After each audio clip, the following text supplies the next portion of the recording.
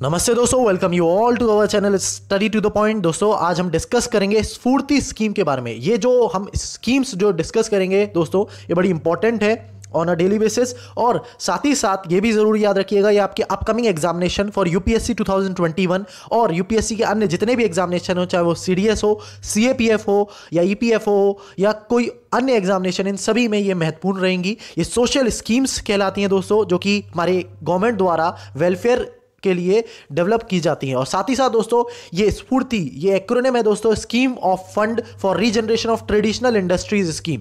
इसका क्या महत्व है और ये ट्रेडिशनल इंडस्ट्रीज को किस तरीके से बढ़ावा देंगे और क्या क्या इसके अंतर्गत डेवलपमेंट होगी, उसके बारे में डिटेल में जानते आइए दोस्तों। उससे पहले दोस्तों, अगर अभी तक आपने हमारा चैनल सब्सक्राइब नहीं किया है तो प्लीज पहले सब्सक्राइब कर लीजिए और साथ ही साथ बेल आइकन को जरूर दबाएं। और जो भी इन कॉम्पिटिटिव एग्जामिनेशंस की प्रिपरेशन कर रहे हैं उन तक ये वीडियो जरूर पहुंचाएं। तो recently Union Minister of State of MSME, that is Ministry of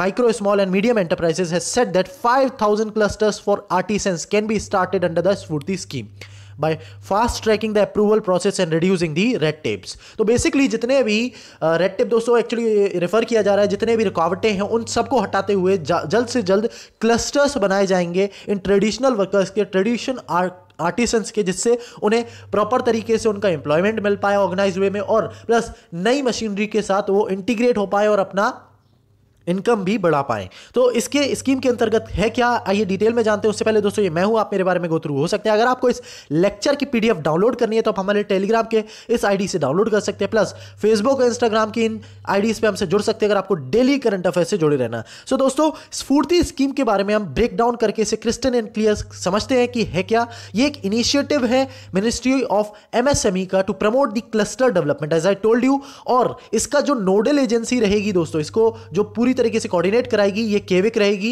it is the acronym for khadi and village industries commission for promoting the cluster development for khadi.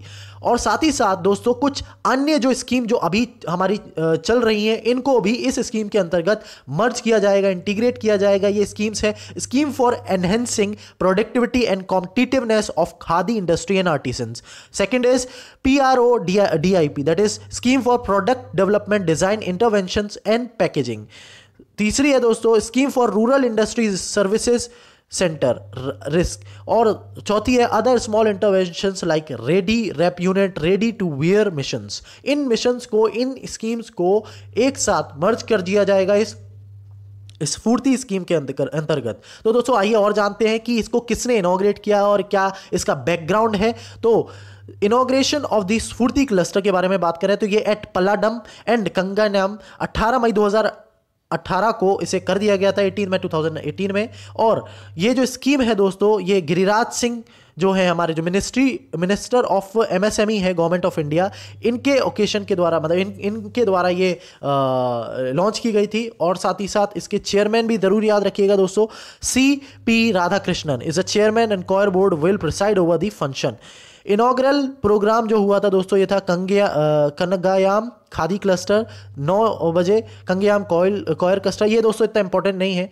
Main चीज ये है for overall development of khadi and coir industries in coastal reason, specially in coastal reason, क्योंकि हम जानते हैं दोस्तों कि हमारे जो कोस्टल रीजन है, लाइक पारादीप हो गया, कोलकाता हो गया, और आप अगर वेस्टर्न साइड जाए तो हमारे भाई सूरत हो गया, भाई मारमागोआ हो गया, महाराष्ट्र के भाई मुंबई हो गया, नावा सेवा हो गया। यहाँ पे एक इमेंस आप कह सकते हैं पोटेंशियल है हमारे जो खादी है, हमारे जो ट्रेडिशनल इंडस्ट्रीज है, उनके टेक्सटाइल को देश विदेश तक पहुंचाने का। So for the overall development khadi and coir industries in coastal region, तो providing employment opportunities and safeguarding the welfare of the worker. तो ये कुछ इसका बैकग्राउंड था। इसके तहत ये स्कीम को आगे प्रोत्साहित किया गया था गवर्नमेंट ऑफ इंडिया द्वारा।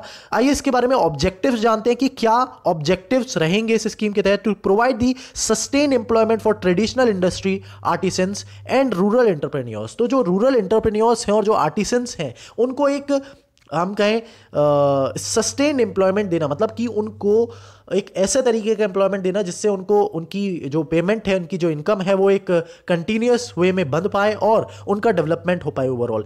To enhance the marketing of the clusters product by providing the support for new product design intervention and improving packaging, the improvement of the marketing infrastructure. साथ ही साथ दोस्तों, to equip the traditional artisans of associated cluster with improved skills and capabilities through the training exposure visit, to make the provisions of common facilities. तो दोस्तों ये भी बड़ा important point है कि कॉमन फैसिलिटीज और एनहेंस टूल इक्विपमेंट आर्टिसंस को provide करेगी गवर्नमेंट और उसकी में हेल्प करेगी जिससे उनका जो प्रोडक्शन है वो भी ज़्यादा से ज़्यादा हो पाए और उसमें क्वालिटी में भी बेहतरी आ पाए. To strengthen the cluster governance system with the active participation of a stakeholder so that they can gauge the emerging challenges and opportunities and coherently responding to them, and building the innovative traditional skilled improved technologies, advanced processes and marketing intelligence and new models of public private partnership to gradually replicate the similar model of a cluster based regenerated traditional industry. तो mainly सरकार का एक focus है कि cluster based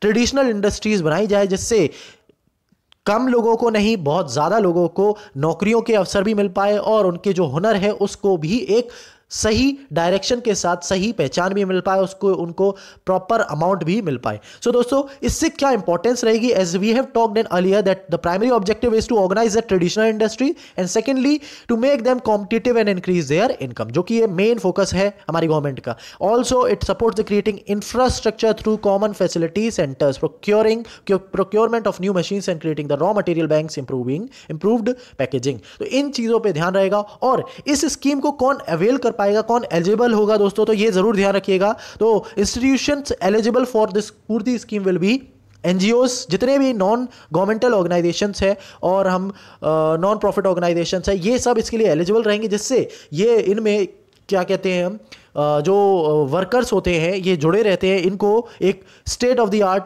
facilities मिल पाएंगी और साथ ही साथ इन्हें हम इनकी इनकम को भी बढ़ा पाएंगे. The institution for centre and the state government semi government institutions of field functionaries of the state. साथ ही साथ दोस्तों द एलिजिबल एजेंसीज और ऑर्गेनाइजेशन में submit the proposal to the state office KEVIC. The same is scrutinized at the state level and zonal level before submitting the scheme steering committee to for approval. तो अभी ये पूरी तरीके से approve नहीं हुई है, बट इसके जो एलिजिबल बेनिफिशरीज होंगे या एलिजिबिलिटी जो मीट कर रहे होंगे तो वो अपना रजिस्ट्रेशन या KEVIC तक पहुंचा सकते हैं भाई अपनी डिमांड, और उसके तहत इन्हें रजिस्टर कर लिया जाएगा इस स्कीम में. दोस्तों अगर आपको हमारा वीडियो अच्छा लगा हो प्लीज़ लाइक करें, शेयर करें और कमेंट करें. दोस्तों सुझाव जरूर दीजिए और हमारे चैनल को जिसने अभी तक सब्सक्राइब नहीं किया प्लीज़ सब्सक्राइब करें और बेल आइकन को जरूर दबाएं. Thank you everyone.